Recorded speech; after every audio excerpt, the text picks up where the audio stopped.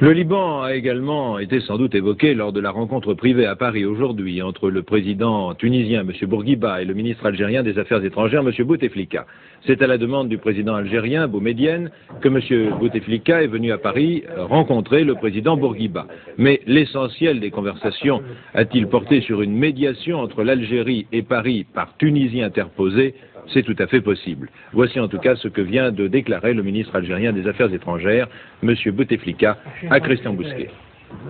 Le président Boumedienne m'a chargé d'un message de fraternité et d'amitié pour son frère et ami, le président Bourguiba, qui, comme vous le savez, est une très grande figure, non seulement pour la Tunisie, mais également au plan du Maghreb arabe.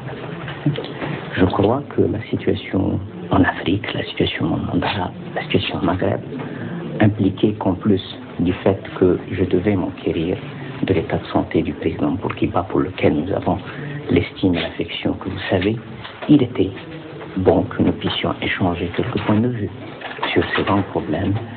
Et le président Bourguiba, puis-je le souligner ici, et apporte une contribution très substantielle et très positive à l'appréciation des événements actuellement en cours aussi bien dans notre région que dans d'autres régions du monde. Vous avez parlé de grands problèmes, que ce soit ceux du Sahara, soit de l'Afrique. Est-ce que, comment dirais-je, il en a été question, ou est-ce que la France est impliquée dans les conversations que vous avez eues avec le président Bourguiba? Vous savez, quand vous dites tel ou tel autre pays est impliqué, cela ne veut pas dire que les responsables politiques sont impliqués ou qu'ils partagent nécessairement les opinions des uns des autres. Ce qui est absolument certain, c'est que la politique algérienne est une politique extrêmement claire, et je n'ai pas besoin de l'expliquer ici. De même que l'estime, je pense, l'estime dont bénéficie le président Bourguiba, à la fois en Tunisie, en dehors de la Tunisie, font que naturellement, il ne peut être qu'écouté, principalement sur les problèmes qui se posent dans une région à laquelle la Tunisie appartient tout naturellement. Vous posez votre question exactement comme si j'avais une plainte contre la France. Nous avons des politiques différentes.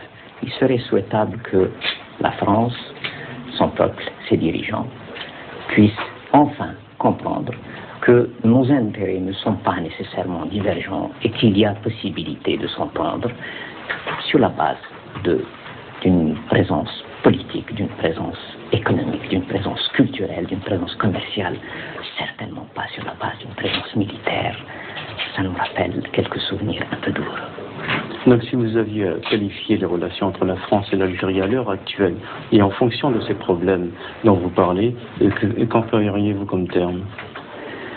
Oh, vous savez, je crois être dans la maison de quelqu'un qui un jour avait dit qu'il ne fallait jamais insulter l'avenir.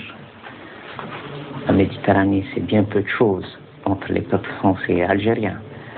Je crois que ce qui nous lie est beaucoup plus important que ce qui peut nous séparer. Plus tôt nous discuterons, mieux cela vaudra. Mais j'ai bien expliqué que s'il n'y avait de préalable ni d'un côté ni de l'autre, il est tout à fait clair que le recours à l'intervention armée n'est pas la meilleure façon de dialoguer. Un mort et 100